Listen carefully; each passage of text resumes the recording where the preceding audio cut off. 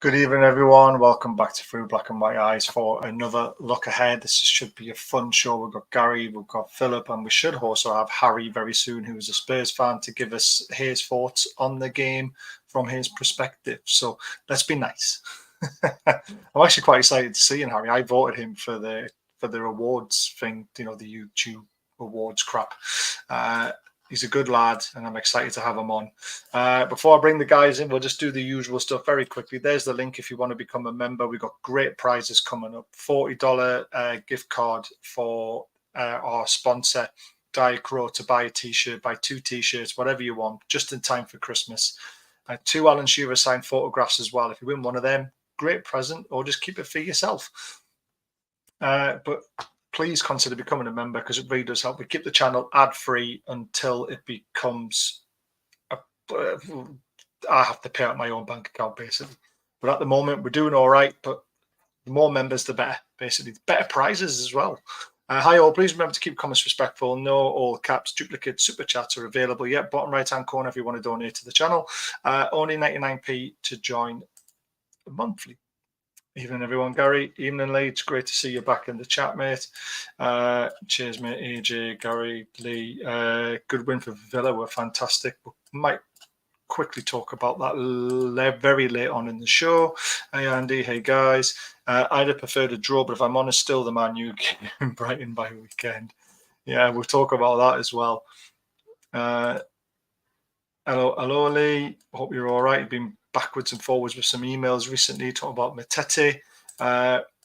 Evening, everyone. Leslie, Gary, Lee, Les. I'm nearing the bottom. Glenn, I'm guessing, or whoever it is. What did you think of the Arsenal game? Let's go start talking about themselves. Good evening, everyone. Evening, Mad Mag. Arteta was dying to go 1-1, but he wasn't allowed. Jesus Christ, guys, you're flying in this chat. Even though looking forward to a cool and calm. It's definitely cool and calm. AJ, I turned it off before that. Bit unfortunately, I thought he would have. I think he's got to be careful, hasn't he? Hello, other Facebook user. Evening, Baz from Andrew, and hi, Gary. Whew, we got there in the end. Evening, Gary. Hello, man. How's it going? Well, the wife's out. I've got 3 kids upstairs, so if I make it through this show without running upstairs at some point, I will be back in here. I love it. You'll be banging some heads together at some point. I can hear them shooting a ball on the Xbox already. Honestly. Yeah. You might hear them. No, love it. Love it. That's what kids are for. Mine's been an absolute rat bag today. And Lee says, hi, Gary, mate. And we're going to get Phillip in. How are you doing, Phillip? You're on mute again. I caught myself. How you doing, gentlemen? Evening to you, Baz. Evening, Gary. How you guys doing? Not too bad. Had a lot of fun with the kids today. And even to the chat. Even to the chat. There's lots of them in there, even to the mods. Lee's in there, Leslie's in there as always, keeping an eye on things and making sure it runs nice and smoothly. Harry's messaged me, says he's running a little bit late, but don't worry, we'll start without him because he probably doesn't want to listen to the first few little bits that we've got to say, to be fair. Big up to all. Yep, Phillip is back. Of course he is. He'll be hopefully once a week. It's going to be a nightmare the next few nights. Right, where are we at? Yes, 20% off for anyone who wants to order from Diet Crow. The link is in the description below. Please consider it and get some stuff for Christmas. Right, I just want to touch on last season. Obviously, it was one of the greatest games I ever went to. It's up there in my top 5 when we absolutely hammered Spurs at St James's Park. I still beggars belief how that actually happened. In the first 21 minutes, we're 5-0 up. We'll never see the likes again, as Wayne Mordell likes to say on the dot. I can't speak. I don't think anyone could speak after that first 21 minutes. But this is how it goes. On April the 23rd, 2023, Newcastle demolished Spurs 6-1 at St James's Park, but something else happened that day. And this is why I love doing shows like this, because it also helps bring other fans together. I know I'm not claiming to be a savior of everyone or anything like that, but Danny Rose has mental health struggles, being well documented. Turned to Eddie Howe and said, and this was on camera, and this was in the little chat that I have after the shows. I haven't watched a lot of football this season, but watching your team has made me fall in love with football again. So thank you. That's powerful. It is. That's powerful. Profound words, but isn't exactly this gift that Eddie Howe and his staff and squad has given to us all. For that, we thank you all. Lovely message for me to read out that one. This is what we try and do on this channel. We just try to have a laugh and to bring Newcastle United to the forefront. And obviously, it's very happy at the moment, isn't it, Philip? Because it's literally, we're just on a high, aren't we? 100%. And even that was a great quote actually from Daniel, because when I watched it, like he meant every word of that. He was talking like a fan. He was really talking like a fan, and that was like, wow, this is incredible. But yeah, we're here, we're ready. It's really looking forward to this game. Really looking forward to this game. And of course, it's Newcastle United's birthday today, as well as Harvey Barnes, as well as Les Ferdinand as well, born on the greatest day ever. How old are we now? Too many. Too old. I can't count. I'm not that quick with my maths. Before Harry's joined there, before I bring him in, Gary, I'll just get your thoughts on that, that quote and about what Danny Rose said. Well, obviously, I've had my struggles, which everybody knows over the years at times, and I understand what Danny Rose has been going through as well. So, yeah, it's just spot on. Eddie Howe as well. It was fantastic. And you've got to talk about it, because if you don't talk about it, then you struggle. Honestly, it's the best thing you can do in the world is talk. Exactly. Number one priority. That's what this channel's for. It's not just for talking football. If anyone's got any issues, our DMs are always open. I think I'll just only add because remember, Danny Rose, obviously he's talking as a footballer as well as a fan. So he's watching it and he's saying, I would love to play for this team. I'm sure he said that as well, didn't he? He said, have you got room for a left back? You know what? I wouldn't be surprised. And that's Danny Rose. So there must be other players. That's why we're attracting your great young players like Isaacs and stuff like that, because other teams may come calling, but at the same time, in terms of your progression, what you want to do and what kind of football do you want to play. So I don't know why there's something. I don't know if you guys hear from time to time. There's this narrative that I don't know if people don't watch it, but like people say, "Oh, Newcastle play this defensive, pragmatic football," and I'm like, "Have you?" We're not. Benitez is not the manager anymore. Like, I don't know if you guys saw. I don't know if you saw a goal difference. We're one of the highest scoring teams in the league. Not being defensive and pragmatic doesn't get you that many goals. Exactly. And so you're getting Danny Rose watching that. You're getting all the young players watching that, and you're thinking, well, that's not. I want to play that kind of football up there. So that's a huge credit to Eddie Howe and the team. Definitely. Well, let's bring Harry in. Good evening, Harry. Thanks for joining us. Thank you very much for having me. Good evening, all of you. Looking forward to getting into it. Awesome. First of all, congratulations for being nominated in the YouTube Awards thing in Liverpool. You look like you had a good time.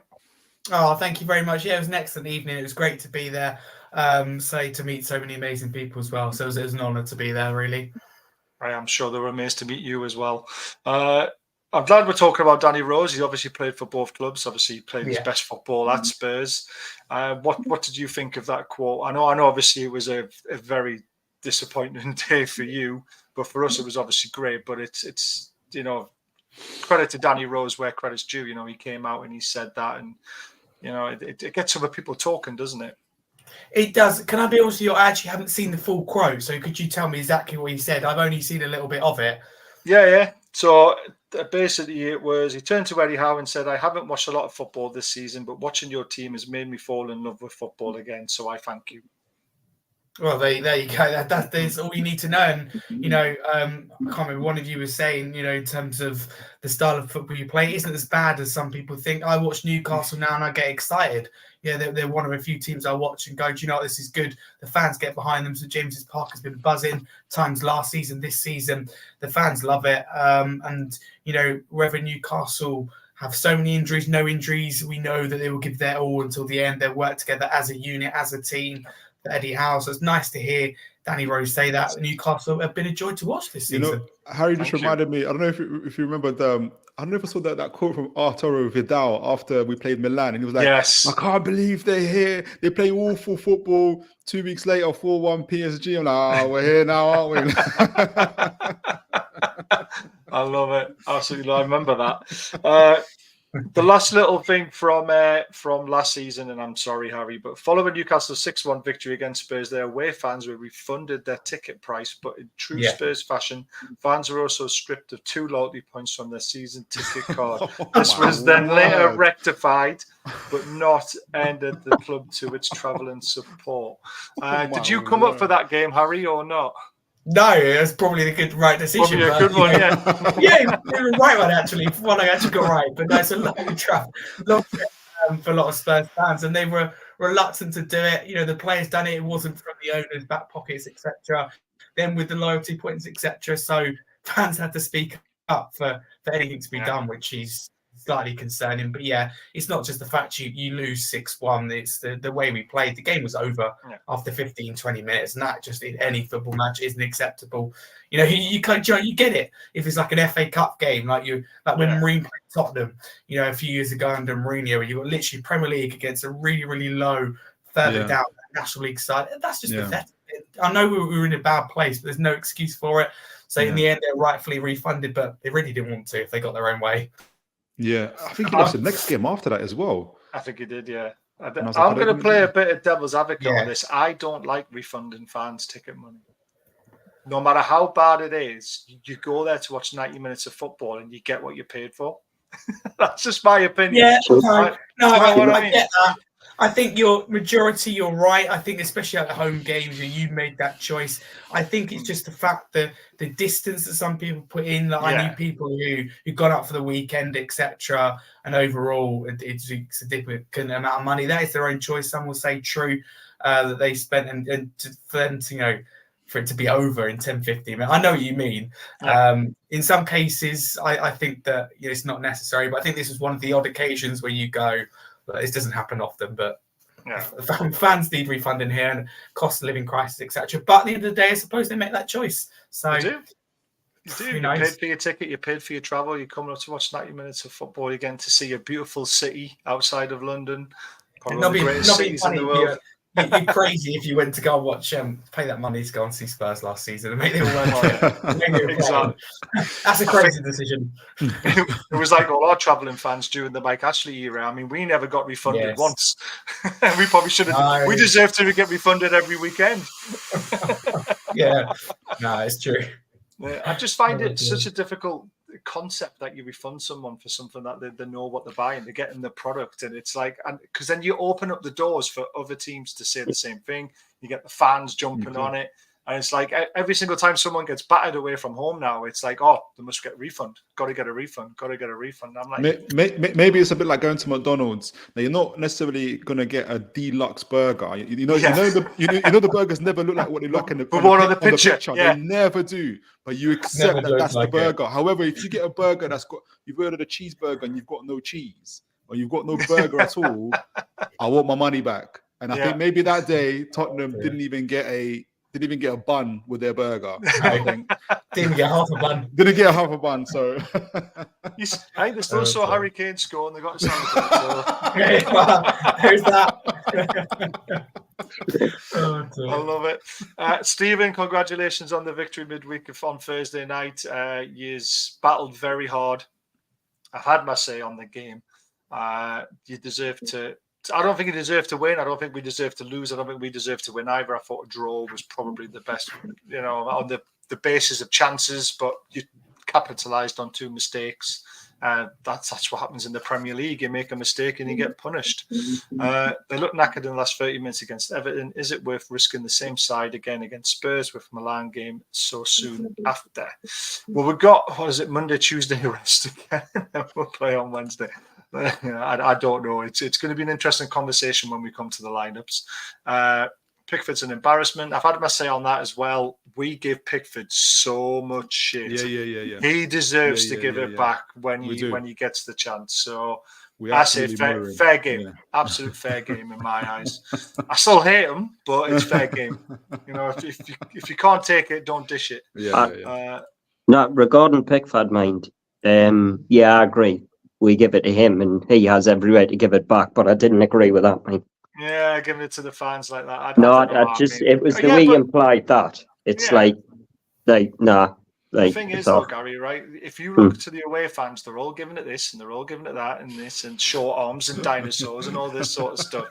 Yeah, but that's the game. He's a professional. I agree with him, like doing what he did. I haven't got a problem. Yeah. Throw it back. I haven't got a problem. But there's kids in the crowd, and you're going like that. He's got to come back to St. James's. And we're all he's expecting it. He'll be expecting it, though. And this is the great thing about it. It's good. I see it as really good banter, personally. I mean, at least the players reacting to it, showing his human side. And he will get his comeuppance when we thrash them 4-1 at St. James's Park or 5-1 or something like that. Yeah. And he does get I mean, someone dressed as a dinosaur in St. James's Park. He didn't boss the game from start to finish, mate. Come on, go and watch my video and have a look at the stats. 63% of possession. We had 50% more passes in the game than you did. You didn't boss the game. You just bullied us with Calvert-Lewin up front, and you picked up all the extra little the drop-off balls, and then you capitalised on 2 mistakes. I think I've called the game very well, Stephen. Do anyone agree or disagree? I think Everton were very clinical. Yes, clinical. Everton were very clinical. I think they were good, but I think they weren't dominant or anything. I think the difference was Newcastle had a couple of mistakes. Everton were very, very clinical. What you have to do to win the game is fine margins, I think. Exactly. Not a 3-0 game at all. It was heading to a 0-0, possibly a 1-0 like last gasp finisher type of game. That's what it was going to. Well, it got to the last 10 minutes, didn't it? And then boom, it all imploded. Right, let's have a little look at their pre-game stuff. So Eddie Howe has come out and said we have to be very positive in our approach. We're very keen to move on from the Everton game. We need to pick our away form. That is absolutely critical for us. We have usually raised our levels in these types of games, and we're going to need to do that again. Gary, he's absolutely spot on. Our away form is terrible. We've only beat Sheffield United all season. We've been unlucky at Wolves and West Ham. We should have sold those games out. We could be 4 points off top had it not been for those kind of results. What are your thoughts on the away form? I think I know why, because I've looked a bit back at some of the games last season and this season, and it seems to be, and this is nothing against Lascelles or Shaw or anything like that, but I think Sven Botman's been a big miss. And I think it's showing. I think it's showing in our way form. If you look last season, we picked up points from nothing, and Sven Botman was massive in all them games. And look, where away form hasn't been good enough, and you can blame fatigue, you can blame injuries, this, that, and the other, but we've won 1 game all season. And Eddie knows it's not good enough, and he's even come out and said it's not good enough. And it isn't. If we, I mean, I think we're 4th bottom in the league for away form, and it's a good job we're good at home, like. But but I think it'll improve when the injuries will come back. I think. Look, we'll talk about injuries all day. Spurs are struggling with injuries, and I was having a go at an Arsenal fan the other day because he was saying that Tottenham are shite and all that, and I'm saying, well, you'd be crap if Martinelli was injured, Odegaard was injured, Saliba was injured. They've got Maddison out, they've got Van der Ven out, who's had a cracking season. And we're struggling as well. And when you take big players out of your team, it happens, you struggle. That's why they're the best players. Can you imagine if Bruno was out? We don't win a game without him. Exactly. And it's like, but the away form to me looks like we're missing Sven Botman. And that's nothing against Lascelles. I think he's done well. Composed, keeps the ball, passes it out well. Leader, makes the tough games. Yeah. And he's going to be a miss again tomorrow. That's the problem. I mean, I know he's close, but how close he is, I don't know. But I'm not 100% sure. He never does blame. No, he never does. Injuries, but all the fans and the pundits, all they have said, because that's all they've got. It's their crack, isn't it? When it comes to stuff like that, they don't look at the game. You know, we lost the game because we made 2 mistakes. If we could play our away games at home, we'd romp the league. Can you imagine if we could play every single game at home? I think we'd be absolutely fine. Philip, what's your thoughts on Eddie Howe in the away form itself? You know, we were talking about Eddie Howe before when we were talking about whether he's an elite manager, and I said to you that I think he behaves like an elite manager. He has to win things before he's an elite manager, but I think he behaves like one. And the fact that he's not giving any excuses, because the guys that do this all the time, Liverpool, Arsenal, Chelsea, the ones that are in the Europe every year in, Tottenham year in year out. Yeah, they're not going to do that. There's no point in saying, oh yes, because we're tired. Don't go to Europe then.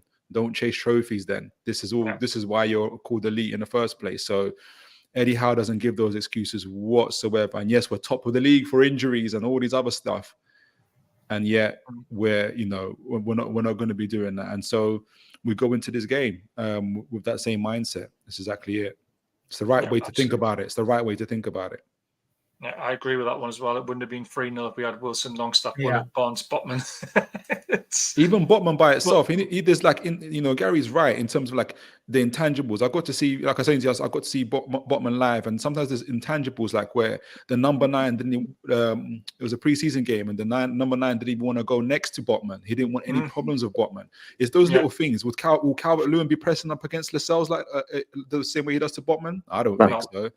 I don't think so. So, like I said, I don't know if you agree with this, but I see why Eddie Howe was actually interested in Calvert-Lewin, because he bullied. 100%, 100%. If it wasn't for his injuries, he'd be. I think that's why there's little rumors around Dominic Solanke and all this other. It's the same type of profile. You know what? It's not too dissimilar to the profile to Demba Ba. I was thinking about Demba Ba today. Big, strong, intelligent, mobile. Will can play as like a rough, rugged number 9, like a Mikel Arteta, but also can play like an Isak and off the ball and do all that stuff. That is priceless. Calvert-Lewin kind of reminds me of that. If it wasn't for the injuries, he'll be playing for a top 3, top 2 team. He'll be great for Tottenham, for instance. He'd be fantastic for Tottenham, in my view. For me, it'd be great for Eddie Howe because you'd have 3 different types of strikers. Exactly. And that's what you need to be able to compete and force. Exactly. Isak will be able to drop into the midfield like he likes to do and pick up the ball. Calvert-Lewin going off. It'll be crazy. It'll be crazy. So I'm not interested in him now, but I can see why he was interested in him last summer, to be honest. 100%. 100%. And if he wasn't injured, I think we would have bought him. We need someone to really Wood, not Calvert-Lewin. Fair enough. Yeah. I love it. But again, Matete is like, he's not a different type of striker, is he? He's like an Isak as well. So you're getting another player who's quite similar. And I think Eddie likes to have, when Wood was here, you liked him because you could hoy him on with 10, 15 minutes to go and bully the back line, try and keep the ball up front. And, it just makes you play a different way sometimes. And I think he likes that. He likes to be able to rotate and change things up in game, not just at the start of the game. He likes his in-game management, doesn't he? Yeah. Right, we'll have to come away from the chat for a little bit, and we're going to come to Harry now because I want to talk about his manager. I think he's an absolute breath of fresh air. Gary, you've said this as well. I'm sure Phillip has as well. I'm sure the players are as determined as anyone to turn things around in the terms of the results process, but at the same time, not wavering from the football we want to play. I mean, first of all, on the quote, he's basically saying we're going to stick with the same sort of tactics. We're going to play the way that we want to play. We're going to enforce our game on Newcastle. Is he right to do that? And then also, what has he been like since he's been your manager? What are your actual thoughts on him? I've been very, very impressed with him. I think he's a breath of fresh air. Is the right thing to say. A manager that wants to be here. It felt like Mourinho and Conte. We were doing them a favour, which is crazy if you think about it. And it's great to kind of be able to enjoy watching your football club. And I think you can relate with that. Newcastle from watching Steve Bruce under Mike Ashley to now new owners under Eddie Howe. It's a huge change that takes time to adapt to, but I'm really, really impressed. The only thing that could be his downfall will be not being flexible when he knows, like Chelsea, we keep playing that high line. Villa, we know it plays into their hands. We keep playing the high line. I like that we stick to what he believes is best and we're entertaining. So like the last 5 games have been awful, but at least we've been entertaining in every one of them. Which has been great. However, results come first in football. Premier League is a harsh league. You get away with it at Celtic. Can he get away with it at this level? Whether in a top 4, top 6 battle. Personally, don't think so. Because, we haven't got the quality as proven at the moment to get that second goal. That's our downfall. We go 1-0 up and we play high line. We commit men forwards and we leave ourselves exposed at the back. But he's been a breath of fresh air, but I think he's got a lot of learning to do, for sure. I mean, it's easy to do it in the Scottish League, a lot of people say, but you still got to do it, I guess. But the one thing that I really like about him is the way that he talks in press conferences. It's a spade is a spade. Yeah. You know, he doesn't go around things. He literally goes directly straight back to the reporter. If he says something stupid, he'll tell you, that's just stupid. He says it how he is, and that's what you want from a manager. And, you know, this is where I like both Eddie Howe and Postecoglou. You know, they say it how it is. Neither of them have blamed the players that we've got available. Like, both of them have been asked about it numerous of times, and they've just turned it down, focused on the performance, how they can get better, how they know they're struggling, etc. And I just like that. You know, where it's not been funny. You listen to someone like Arteta, you wouldn't hear the end of it. Like, you know, as Gary says, you get the likes of Salih, right? You don't hear the end of it. And it could be one injury as well. So just that, for me, a top manager takes responsibility and focuses on his own team instead of the players they've got out. And that's what both Eddie Howe and Postecoglou do, which is great to see. Yeah, I absolutely love it. I love it when someone calls a spade, especially when some of the stupid, ridiculous questions they get asked in press conferences. You're thinking, how have you got a job? There's a question for you here, Harry. Do you prefer White Hart Lane or the new stadium? The old White Hart Lane will have a lot of memories. Personally, as I'm young, it doesn't have that many memories to me, but I know to some of the older fans, the majority of fans, it has a lot of history, etc. It had to be done. You know, if we want to, I don't know, push on as a club, reach out globally, because, you know, our owners, they're about the business and the global reach and the brand, if you like. So for them, it's a perfect thing. It's a beautiful new stadium. I can't complain. Prices are very high. I suppose that comes of it. So for me, I still think it's the right decision. I think some people need to accept that the past is the past. It's fallen apart. It was too small for where we want to be. You know, a new stadium was needed, but I understand it had a lot of memories. So the new stadium for me is another level. Yeah, I mean, it's quite refreshing hearing that, because there's a lot of Newcastle fans who live in the past. And I know St James's Park is very special. It's on a hill. You can see it from everywhere. It's steeped in history. But if we want to compete with the likes of Spurs when it comes to events, you know, you want to be able to compete with Real Madrid's and Barcelona's in the futures, you need a 75, 80, 85, 90,000 seater stadium. And St James's Park, unfortunately, will never be that because of where it is. So it's. I'm sorry to interrupt, but am I right in thinking there's certain parts of St James's Park that can't be like expanded because of where it is and what it leans onto? So I kind of looked into it and I thought, they can just expand it. But when you look into it, it looks almost impossible to expand, which is obviously a problem. Yeah, so behind the stand, there's listed buildings. And it would cost a shed load of money because they're literally protected so much that you'd have to pick them up brick by brick and replace it brick by brick somewhere else. And that's a lot of work. You better start again. Exactly. But the worst thing about it, those buildings are used for students. You're just thinking, get them out now. They're never run anywhere. That I was on the piss on. Exactly. No, they're never at home. They wouldn't even notice the buildings were gone. They'll be that drunk, they'll just toddle off somewhere else and sleep. Sleep outside anyway, won't they? I love it.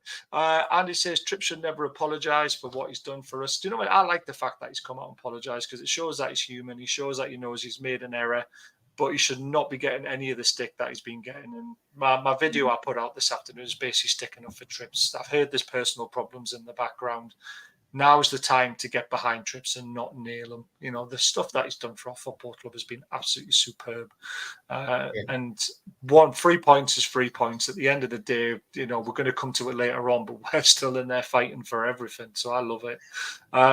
This is it, Harry. This was the quote. He was asked about the sin bins and he just said, bin it. I love it. I absolutely love it. And he's right. What's your thoughts on, you know, all this stuff that they want to change? They're talking about sin bins. They're talking about giving VAR more power to look at throw-ins and all this sort of stuff. It's a joke, isn't it? It's a joke. Listen, the end of the day, right? VAR, the idea behind it was good, but in its current purpose, it just isn't working. It's like today we saw with Villa and Arsenal, right? Referee does really well to spot the on-field handball by Havertz, rightfully disallowed. But again, VAR, they're looking to go against the referee's decision. They spend too long. It's a simple decision. The VAR overcomplicate the smallest of things. And when we've seen clear and obvious errors, I keep going back to it. But first game of the season, Man United and Wolves, first time VAR was needed the whole season. You thought it'd be up and ready. Anana literally takes out 2 Wolves players and isn't deemed a penalty. So it's a rugby tackle. It's a yellow card. It could even be worse. So as far as I'm concerned, at the moment, it's a waste of time. Sim bins, again, just gives more, it's just wrong. Give more control to the on-field referee. There's no need for VAR to step in. Can you imagine if they stepped in every free kick, every corner, every yellow card? What's the point? What's the point in celebrating? There isn't a point now. 3-hour games. Yeah. I couldn't tell you. Tottenham Chelsea, prime example. I was there 4 or 5 times. I celebrated for nothing. It's a way, it sucks the life out of it. So for me, it's a joke and it needs calling out. The more managers that speak up, the better. However, I like the way that some people handle it.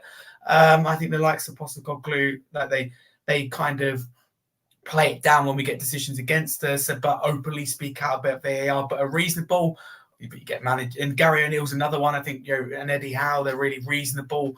Or you get someone like Arteta who throws his toys out the pram, but that's irrelevant. VAR's a waste of time. I couldn't help that. You had to as a Spurs fan. You had to get that in. That's to be fair. Arsenal fans have been unbearable for 5 weeks. They're still going on about that. Let Gordon score. Yeah, but they're still going on about it even to this day, 5 weeks later. They're unbearable. And you know what it is? Now I know why Tottenham fans can't stand them. Because it's like, obviously. You know what? I would love it if I'd love it if the next time we play Arsenal, if we score, and I don't know, say it's Mugi Almiron, and he just goes, yeah. That's something Murphy would do. That's something Murphy would definitely do. That's something. Oh yeah, he'll do it. Yeah. I was speaking to an Arsenal fan earlier on Twitter, right? And he was absolutely convinced that VAR was just against Arsenal. I said to him, right, can you accept that you can lose and sometimes, it happens and always have to blame officials? He said, well, if it was correct decisions, then we would have won every single game of the season. He generally believed that. His delusion. It's crazy. It's just, I don't get it. While we're on VAR, Harry, you've been asked what the PSG joke, absolute joke, and that's the difference in Newcastle between a point and 3 point. Really, really cruel, and that I hate to throw the word corrupt around, etc., but it does make you wonder when you see things like that, and you go, how can that be given? It's so poor. If the referee gives it and then VAR doesn't overturn it, that's bad enough because we can all agree it's a clear and obvious error. But it's the fact that VAR think it's a clear and obvious error that I just honestly don't. It is crazy, absolutely crazy. Another crazy decision. I honestly, it gets getting to the point where it's ridiculous, and I think we're getting to a period. Ex-referees need to step in. I think because we've got the best league in the world, got some fantastic teams, some fantastic managers. Premier League is getting stronger; it's growing every year. Officiating's going down, and therefore, you're looking at other players. And there's a lot of questions around why certain players don't come to leagues, etc. Why isn't the Premier League going to that next level? Take one look at our officials; it is disgraceful. I agree, absolutely agree. And VAR today, I was watching the Liverpool Palace game. There was a Palace penalty, and they must have looked at the foul outside the box for Liverpool for about 5 minutes when we could all see straight away he's took his back leg out. It's a free kick. Just get on with the game. But I think they're worried now about making mistakes, aren't they? That's the thing. It's like but they're making more mistakes now than they did 20 odd years ago. I know. It's crazy. And you know what it is? So I said to somebody the other day, if referees were footballers, right, Uriah Rennie is Messi compared to the referees now, because they're that bad now. They can't make a decision. I mean, that's sending off today in the Palace game for Liverpool. I mean, that Palace send, that isn't a sending off in a million years. And I remember this. But there's always decisions they're getting wrong every weekend. Yeah. And every team suffered. Every team suffered from a dodgy decision. Remember, Wolves have had their fair share. That penalty they should have had at Old Trafford. They've had a lot. But again, look at the way the manager handles it. That is the way to do it. And you get Arteta, one decision. You know, for example, when they played Jew, like they should have had a sending off, for example. How's that not a sending off? But you don't hear anything about that. So it's consistency layer in officiating the rule after. But I can accept if a referee misses something. It's what it is. But it's the fact when you've got technology in there, it's all about someone's opinion. It should be about facts. Yeah. It's all about someone's twisted opinion. And I just not for me. Yeah, I agree. No. I agree. All the VAR and ref conversation should be made live like rugby union. I agree with that as well. Took less than 2 minutes. They were waiting for the next break in play, which didn't come to send the ref to look at it. But you just stop playing. That's the whole stop idea the game. of it. Just stop the game. Yeah. If like we're reviewing the decision, stop the game. I mean, what happens if somebody had scored a goal in that time? Exactly. Which happened before, hasn't it? So what? Then the game's screw. Or do you go back and give them a penalty, but give them the goal? It's just a shambles. It's like the offside thing. You don't know whether a player's offside now because they run on the ball, they go in the box, and then you're waiting, and then the linesman will just go like that. Yeah, 5 minutes it's later. It's just bizarre. I found football easier 20 years ago with referees and that because now I cannot celebrate a goal without wondering is it going to VAR. Yeah, I always look at the linesmen and try and see what's going on. It's a nightmare. Right, that'll be a discussion I'll be having on Thursday night. So we'll be talking about VAR again. But let's come to Harry. I want you to talk us through your injured list. Who you missing the most out of this list? Right, good question. For me, is the likes of Van der Ven and Maddison. Obviously, Bentancur's a big one. You know, I'm not being funny. When we count that injury list, Sessegnon doesn't really count. Whiteman doesn't really count. Darren Phillips don't really count. Not being funny. So it does look bad. But, kind of, yeah. It's kind of 3 or 4, really important players. 3 important players. But again, it's not ideal. It's not what we want. We've had like Romero being suspended, Adoki's been suspended, but a lot of it is our actions and also injuries or no injuries. That our form recently dropping 16 points from winning positions just isn't acceptable. Going 1-0 up in our last 5 games, coming away, with only a point out of those 5 games is shocking. It's not ideal. Newcastle got a huge injury list. Brighton have got a big injury list. It is what it is. All teams get it. So I wish some fans would kind of focus on our own performances, but the real ones in there, Maddison and Van der Ven. Van der Ven's looking January, and Maddison's looking now mid-February, so it doesn't look great. That's all. Well, the big talking point in your team you sent me, you obviously didn't have Son in it, and so I put Son or Gill up front. What's the crack there? What have you heard? Well, I don't think Son will be available. You see him limping off. He looks in pain. I don't know if he's disappointed about the result. He has every right to be.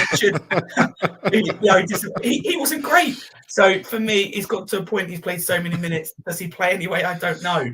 My kind of team, it looks like that. So basically, it's a 4-2-2-2. So it offers because obviously. We've been struggling defensively, so it offers protection without the ball because it becomes like 4-4-2, 2 banks of 4, but also should help us push on and get the second goal because you've got Johnston in there, you've got Kulusevski in there, you've got Richarlison in there, you've got Lo Celso, Pasuma, etc.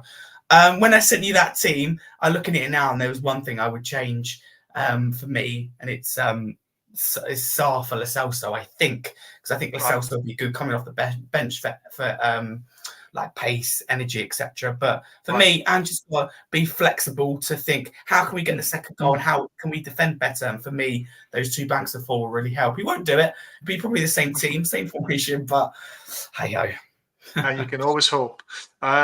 You lost a bit of credibility when you said got Richarlison looking for the second goal, but there you go. yeah, no, fair enough. I mean, don't know what he's doing in that team. Yeah. What are your thoughts on Richarlison? I mean, he seems to have lost a bit of his bite since he left Everton. I don't know if it's me, but I don't know. He just seems lost. Did he ever have it though? That's the question. Not being funny. Has he ever had that something special? Because the player we signed for in Everton done well, perhaps kept them up, but he wasn't anything special. I didn't look at Richarlison to Everton and go, right, I want you. You're part of this Spurs team and we're going to win trophies. Not at all.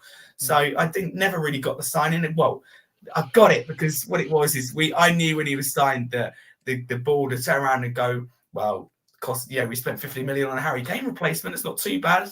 It's a lot of money, and he can play multiple positions. It's really clever. It turned out to be the case. And now articles are coming out how that was always the long-term plan.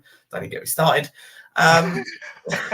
So he isn't good enough. At the end of the day, you pay 50 million, potentially even 60 for a player, and he's not scoring. There's going to be pressure. Don't know if any of you've seen, but massive opportunity against West Ham. I'll be disappointed as a defender if I don't score that. I don't know how he misses that.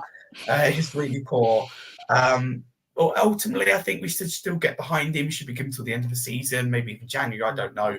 But fans need to get behind players. That's what I don't get about fans. We've seen it with some Newcastle fans with Trippier. We've seen it with Richarlison, how you almost are criticising the player, almost wanting them not to do well to prove your point. And that's something that personally I never get. Yeah, I hate that. I absolutely agree with you. I'm fine with like fans coming out and like criticising a performance, but it gets to the extreme where it gets beyond a joke. I mean, telling Trippier he needs to go back to Madrid. I mean, seriously. Look, you want to watch some of the knackers I have played, watch play for Newcastle. I honestly think that was a Mackham. I really do. I think it must have been a Mackham because I have watched some toss-pots play for Newcastle over the years. One who walked into Toys R Us when I worked there, didn't acknowledge us when I said hello, and I looked at him and I went, "Do you think you're Messi?" And that was Riviere. And it was like, and honestly, it's just like, oh my God, like, criticize, have a criticize of a performance. Exactly. But to give you an example, today I've already seen 2 Tottenham fans saying if we lose to Newcastle, then Ange should be sat before Forest. That is absolutely bonkers. I know it's bonkers, isn't it? Here last season. They look at the table and go, oh, Nuno got sacked for less than this. We're playing good football. We've got injuries. We're in and around that top 6 where we all, at the start of the season, we would have said how we can't see getting a top half finish. We're now in and around the top 6 with players injured. It's just bonkers. Absolutely crazy. You've got to remember, we live in a football world now where Harry Maguire and Ten Hag have just won Manager and Player of the Month. So that is the football world where you're in right now. And they won Goal of the Month as well, didn't they? We go. This is very true, Harry. That for this one, Richarlison was good enough to start for Brazil every game. So there must be something there. It's just we've not seen it in a. He's not Brazilian, though, is he? Come on, he's not. You look at him. How is he Brazilian? I mean, if you're a Brazilian player, you go, "Oh my God," that doesn't look good. You've got so many exciting Brazilian players, and you look at Richarlison and go, "Really?" Yeah. Not being funny. We chose the wrong Brazilian. It's all right. We sort of think that, but they must like him. I don't know what it is. You never know. You might. I mean, it's not happening. Obviously, our story with Joe Linton was epic. I mean, for 2 years, we thought people were saying he's the worst transfer in living history, and then by a mere, whether it's but the will of God or whatnot, Clark Gibson self-sent off. Joe Linton goes in midfield, and everyone's looking at him like, is he really that good? And then you see him and you're like, oh no, he's really good in midfield. Maybe Richarlison, possibly. I don't know him. I don't see him day in, day out. You would know. I don't know. Maybe left back. I don't know, but for him. But there's so much of the game that's we always forget about the mental side of the game so much. It's not so much of ability. Can he kick a ball? Yes, he can kick a ball. I'm sure when he's in training, for instance, he's hitting it top bins and stuff like that.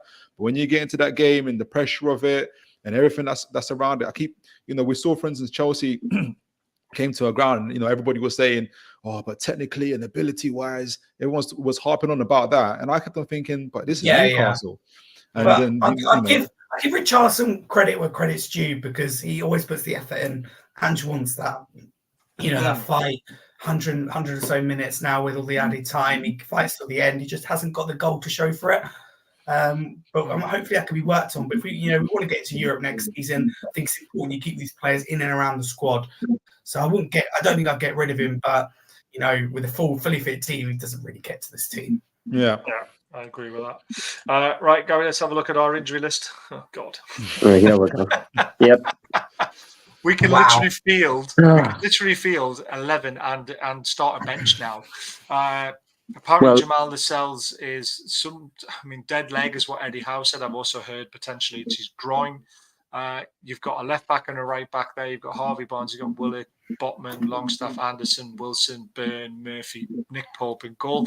I've heard that potentially Longstaff and Wilson could make the bench this weekend, and that is a massive relief. But what's out of that list, who are you missing the most? Who are your top 2 players you're missing the most from that injury list? Sven. Yeah. And do you know what it is? I'm going to say, you know what I think? I want to say Harvey Barnes. I say it's Willock for me. See, I knew you were going to say Willock, but you know what it is? I think Harvey Barnes is a guaranteed goals for you. And we've had some times away from home this season where we could have done with some goal threat. And I think that's what Harvey Barnes is. I agree, Mike, with Willock, but I just want players back because it's been painful the last few weeks. And Nick Pope getting injured, now Lascelles is doubtful. I mean, you go into a game now thinking who's next, you know? And it's like, and Callum Wilson, apparently he's back soon, but like as much as I love Callum, he'll probably be out again injured in a couple of games' time. And it's just like, it's just back and forward, isn't it? But it's Botman and Barnes for me. Ooh, interesting. We'll come to the lineup because we've obviously got to talk about it. Kraft or Dummett, Phillip? If Lascelles is missing. Kraft. Because it is sounding like it. Kraft, you go Kraft. I'd go Kraft, but some people have said Dummett for the balance. Yes, I think Kraft is a little bit more mobile, which he'll need to be. Tottenham love to flood the midfield. They're going to have their wingers invert and come at us, and I'm just a bit worried that Dummett at times strikes me as someone whose body can't follow what his mind wants him to do, and he'll need to be ready when the Tottenham boys come. And I think Kraft, especially in the Man United game in the League Cup, he showed his mobility and his strength, and I think he'll be. Even though yes, I see the point around balance, but I think what Kraft offers, there's an overall net benefit to having him there instead of Dummett. Interesting. I think the rest of the team picks itself because of all our injuries. I see everyone laughing at Kraft. I actually rate Kraft now. I think he's been excellent since Eddie Howe took over Gary. I think he's done his wonders on him. Yeah, well, Eddie could turn me into a player, you know what I mean? But it's like, I love it. Do you know I'm a bit controversial?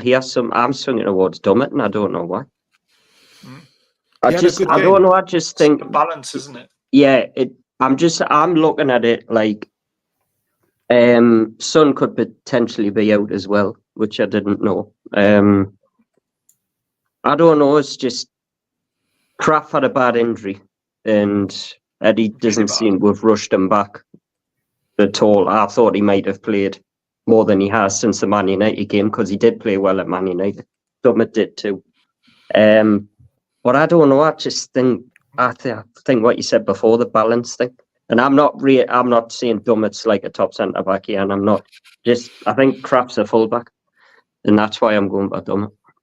But generally, it wouldn't bother me. We turned him into a right back, didn't we?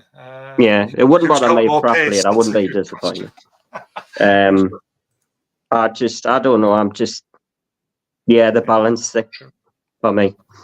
I would go Dummett. Just because I put them in that side of the formation, there's a chance that Shaw will move over to left and Kraft will play on the right side of it. So it's just to show you who we're talking about. Harry, who do you worry about in the Newcastle team? Like, who do you think the winners could come from? Who are you scared of? Good question. For me, it's between Gordon and Isak. I think Isak, when he's fully fit and up and firing, I think he's really dangerous. Great goal scorer, really good on the ball. I think, fantastic what we've seen. Gordon as well, having an excellent season. Definitely, I think we'll be for the majority of the game. But Porridge coped well with lots of players this season, so it gives me a little bit of confidence. He has been up against quite a few players, Doku last week, and arguably got the better of him. But there's threat in that Newcastle team, despite all the injuries. Guimaraes, but he gets his foot on the ball, is good. Trippier, I think, will be dangerous because we all know how Tottenham are with set pieces. Newcastle very good at them.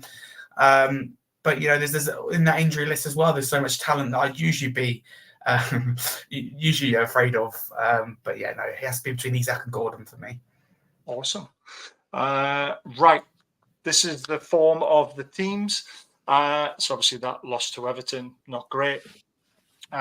Beating Man United was fantastic. The draw in Paris, obviously harsh. There should be another W in there. Beating Chelsea, losing to Bournemouth and losing to Borussia Dortmund, but we bounced back. Spurs were obviously on this run, which is not great. The 3-3 was an incredible result. Losing to Villa is not... everyone's losing to Villa at the moment.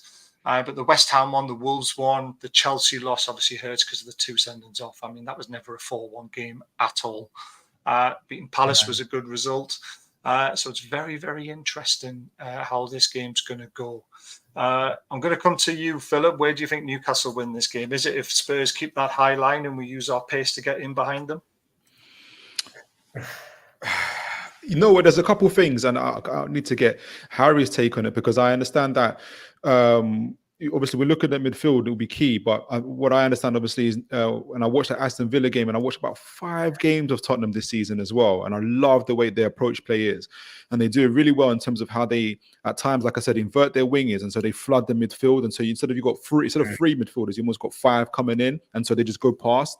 Otherwise, the wingers do what wingers do. They do the overlaps on the other side, and so it's very, very exciting football, and it's overwhelming. The one thing I think Postecoglou needs to learn, though, I don't think it's so much the high line, it's his game management. So for instance, when we played Chelsea, a lot of analysts and fans thought all Newcastle do is do gun-ho football. We don't do gun-ho football. We press when we want to press football, and that's the part where I think this is the part where we have to remember that Postecoglou's only been with he hasn't even been with half a season with Tottenham, so they've learned one side of his style of play, which is pressing up. Obviously, they've played years under various managers of counter-attacking football. Now it's front foot football. Now the players are having to learn how to dictate play, how to reserve energy and stuff like that. Because once again, when they played Villa, the first 45 minutes, maybe a bit of 5-10 minutes in the second half, they absolutely swamped Villa. They didn't know what to do, and it could have been a 6-1 to Tottenham had they taken their chances. But they continued trying to play so high tempo that they just exhausted themselves, and obviously Villa took over. So the key for us is essentially if Son, I think Son's the key difference. If he doesn't play, the quality of Spurs' wingers is what is their main threat. And if they don't have that, if they can't get the ball into Son, and I think the stats were that I think in your previous game, Son only got the ball twice from his wingers, as opposed to when you had Maddison around and stuff like that, he was getting it all the time and he was like scoring goals freely. So if Tottenham's edge is blunt in that sense, if we then count, obviously when they are going forward, when the wingers are going forward, remember they're leaving space in behind. Romero likes to go forward and he does it really well. I really like Romero. I like their wingers. So when they're going forward, they're leaving gaps in behind. I need, though, at the same time, for us, a Gordon, Isak, and Almiron need to show more energy up front. Otherwise, Tottenham are going to absolutely dictate play. They're going to have the possession, but they can go from 60% possession, which is their average, to 70% if our forwards don't press them, don't close off the channels. We have to do that in order to fight back and to have a chance to go against them. But I also think, again, speaking of the mentality situation, when you've lost, when you haven't won in 5 games, and especially when you've gone 1-0 up, there's always going to be that thing where, okay, we've scored, but we know what can happen. We know what can happen, and it's White Hart Lane. And do we defend? Do we stick or twist? Whereas, I think Newcastle, we've taken the rough and the smooth, and I think we're a little bit with how 2 years now. I think we've got a stronger mentality in terms of our familiarity with the player, with the coach, and I think that might come to pass. So a little bit of everything there, but yeah, I'll be interested to see what Harry thinks in terms of, is it kind of right thinking that's how Tottenham, how they attack, and what the concerns are going back for Tottenham. Do you know, you're pretty much spot on for someone you said hasn't watched Spurs that much. You're spot on. So yeah, well done for that. The kind of way we play, that you said, the inverted fullbacks is really good. the only thing I'd like Ange to learn is we sometimes overcomplicate situations. And this may sound silly, right? But the best thing for us is probably if you take the lead, because then we have to overcommit, right? And then before, where we don't put a cross in the box, we don't take a shot, we start doing that more, like Sheffield United, for example, Liverpool, we go 1-0 down. So all of a sudden we can't do our usual mess around with it by the box, or mess around with it outside the opposition's box and not take a shot, or, you know, the final third place really poor. We start taking shots that, you know, start going in. That happened against City when they eventually went ahead. We were just more bold, more brave, took shots on and ended up scoring. So I like the way that we play, but we've just got to keep it simple at the end of the day. Have a shot, have a go. Clear your lines as well. Don't mess around with it. Sometimes get deep. Clear your lines. You know, it's just the basics in football. But I like the way we play. But results come first, surely. And 1 point out of 5 games for you know, a club that wants to be inside Champions League football, you know, top 4 next season isn't good enough. Yeah, I agree. So head to head in the last 5 matches. 1-2, drawn 1, lost 2. Newcastle, so it's even. NUFC v Tottenham, 161, drawn 34, lost 72, so Spurs have the advantage on there. Goals for and against, we scored 245 and Spurs have scored 271 in the history. Nice. Sorry, go on. Nice, all right, nice. Yeah. In the Premier League, we've won 24, drawn 8, lost 24. So again, even Stevens. And goals for and against, have a guess? Not a clue. 88 apiece. Wow. Yeah, I would have got that. Interesting.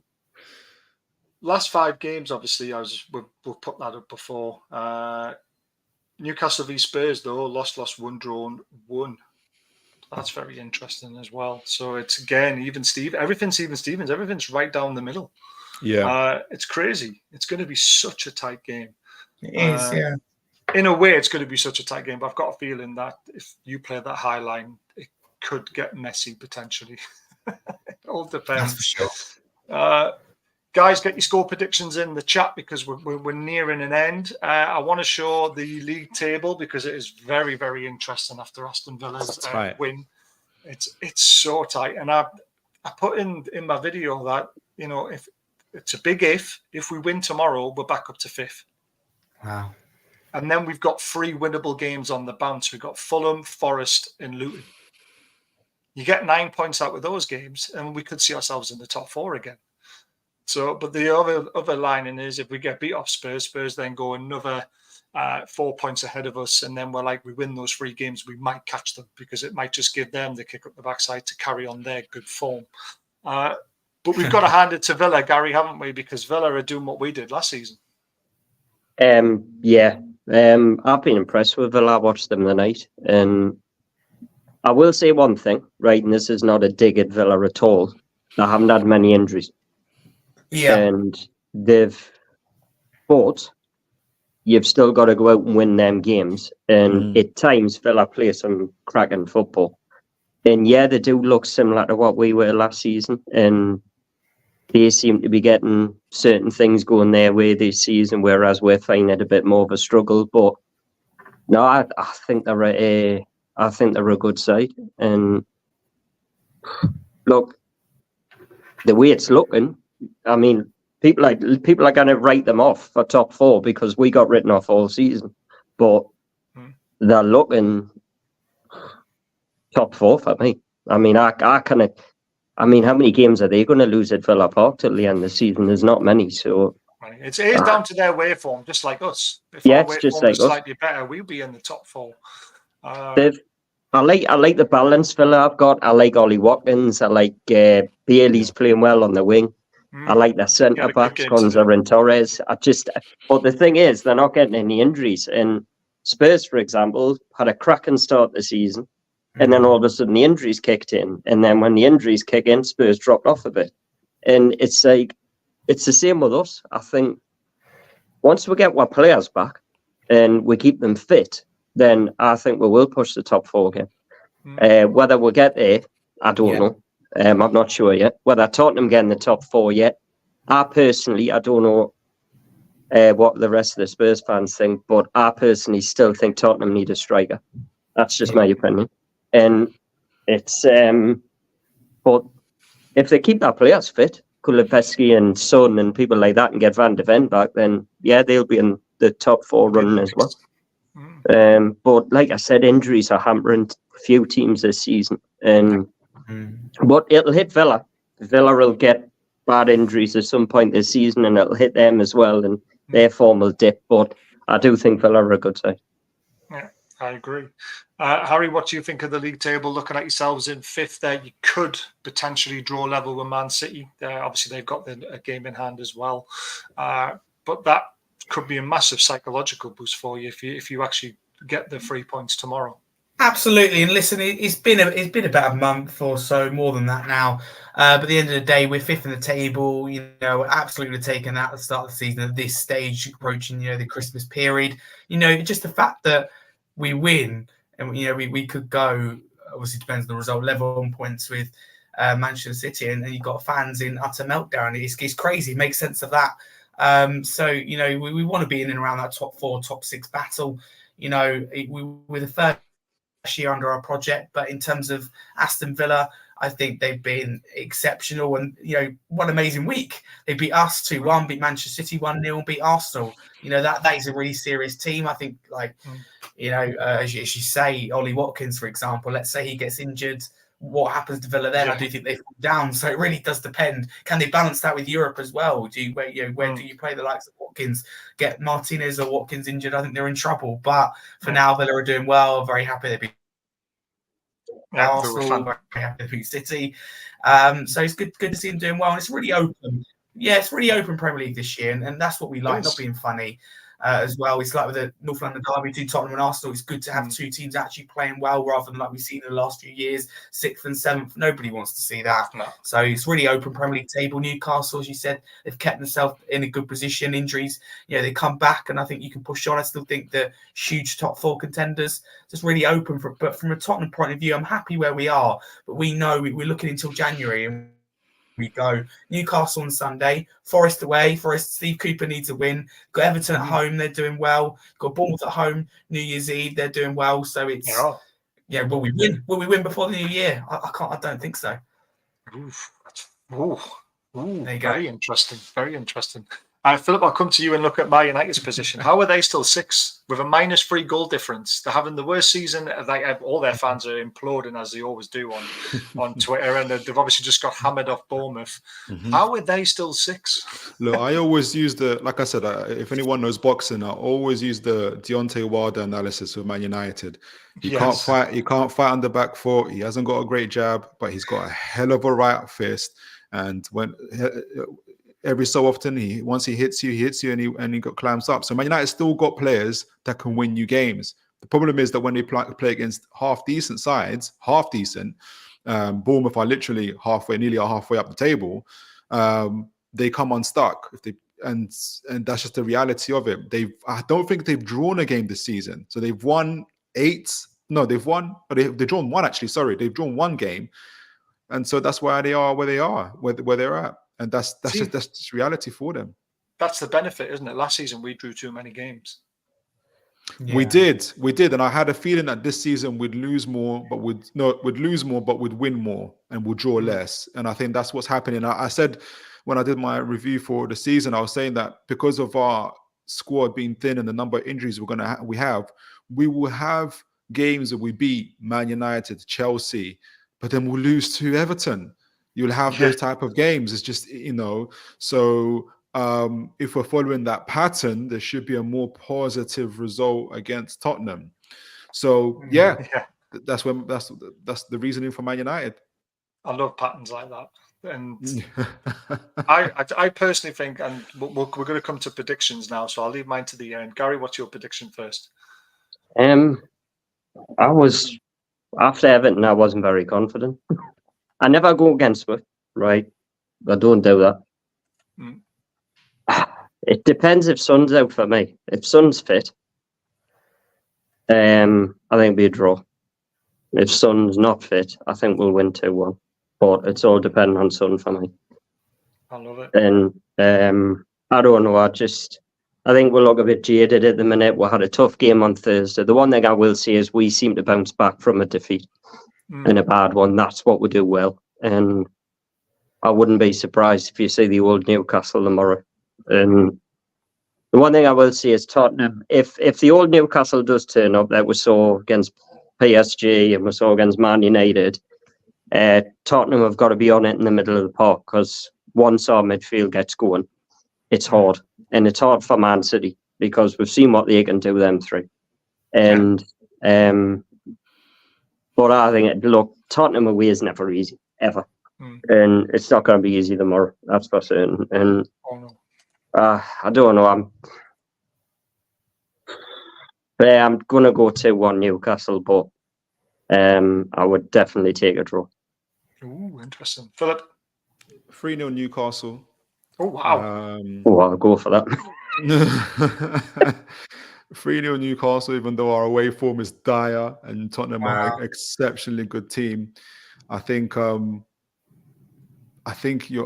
going to suffer with your wingers. And I think that when you see that you're going to half on your path when you don't blow the house down, which could happen, and say, for instance, Isak gets an early goal and you start getting, your heads might drop. And that's only because you're just getting to know your manager. And we had games like this last season with Eddie Howe, and it just takes time. That's my only reasoning. It's nothing to do with the quality of Tottenham or the fact that we've got a bad away form. I'm just looking at the game. I did say, no, I'm not even going to say that. I was going to say about Everton game. I had a more positive result against Everton. It didn't work out that way. So don't listen to my predictions, Harry. Goodness gracious. So, yeah. My predictions are great. Go on, Harry, what's your prediction? I'm also good. I think it'd be a tight game. I'm going to go with 3-2 Newcastle win, is what I've said on most shows. I think it'd be really, really tight. I think that Newcastle will get that reaction. Like you said, we've seen the players react for the fans, for Eddie Howe, and just how united this team is. They go and lose badly and then they react and do well. I don't think that's what we've seen. I thought, we're able to bounce back from that Wolves defeat, we'll bounce back from the Chelsea defeat. It just didn't happen. Yeah. And it hasn't happened with Tottenham before. So I like that it does with Newcastle. So I think it'd be really tight. But I'm going to go with 3-2 Newcastle. Oh, wow. I'm shocked. The reason why I'm a little bit confident, and I don't like being overconfident, but the Everton game didn't play to our strengths. We would try to break them down, and when they sit back with 10 men and they leave one man up front, we find it difficult sometimes to break teams down. Yeah. Spurs aren't going to do that. Spurs are at home, they're going to come at us, which then leaves that high line exposed to the likes of Miggy and Gordon with their pace running in behind. And that's where we could potentially win the game. They have to be on it, though. Everyone has to be on their game tomorrow. We did it last season, and I was shocked we beat Hughes 2-1 last season when Miggy scored. And that was all due to a high press, and Tottenham didn't really cope with it as well as they could have, and they were a bit shocked. So I'm going for, because I hate going against Newcastle. I always will back our team. Normally I go draws when I'm unsure, but I think we'll sneak this 2-1 again. I think it'll be a tight game, but we'll probably win it 2-1. Fingers crossed for us, obviously not for you. And because I think we'll look at the Milan game. I think Eddie Howe will emphasise that we need to go in good momentum against Milan. And I think if, for instance, Wilson and who's the other one, Barnes or Longstaff? Longstaff with Fink. I got told that they were in training through their paces at 9 o'clock this morning, and there's a chance they'll make the bench. Yeah. If Wilson and Barnes are on the bench and you're Isak and you're Gordon, you're thinking, if I have another game like I did against Everton, I might not play against Milan at St. James's. So there's a little bit of motivation there. Yeah, hopefully 2 players back on the bench, and then Fulham is going to be the next target for the other players like Botman and Barnes and them lot. But Sean Longstaff and Wilson hopefully make the bench tomorrow just to give us something to throw on. And we missed that. We missed having Wilson on the bench because when we're losing, like against Everton, we could have thrown fresh legs on and maybe turn the game around. And plus, he loves to go against Tottenham, so if he's he does. I wouldn't be past him. So it's a good record. I love it. Well, thank you to everyone in the chat for joining in as much as you have. Obviously, to the idiots, my DMs are open on Twitter. If you want to come and have a go at me, just come and do it and talk to me. It doesn't bother me. I'll answer any questions you want, but I will not do it on shows when we're enjoying ourselves talking about football. It's as simple as that. Gary, thank you very much as always. Philip, always a pleasure. Harry, thank you so much. I know you've not been feeling well today, so thank you for doing this, and I really appreciate it. And congratulations again, and hopefully you'll go one better next year, and you'll win fingers crossed. Thank you for having me on. No, thanks for coming on. We'll have you on there when you're up at St James's Park as well, so we'll have to keep an eye out for that. But thank you to everyone. It's been absolutely amazing. Don't forget to, if you want to hear about Spurs and what they do, and you want to see what Harry does, please go to his channel and subscribe to it. He's a great lad, and like I say, he was nominated for one of those rewards. And don't forget about Phillip as well, who's on Toontactics TV. Loves you doing these little videos about what's going on, so please go and subscribe to his channel as well. And of course, thumbs up on this one if you don't mind, guys. And don't forget about our amazing sponsors, Diet Grow, with 20% off, and you can buy one of these amazing t-shirts for someone for Christmas. And don't forget about the prize draw on the 20th, which I will be doing in the afternoon with Joseph, who is part of the channel. So thank you very much, everyone, and how the tune, and come on tomorrow. Take care.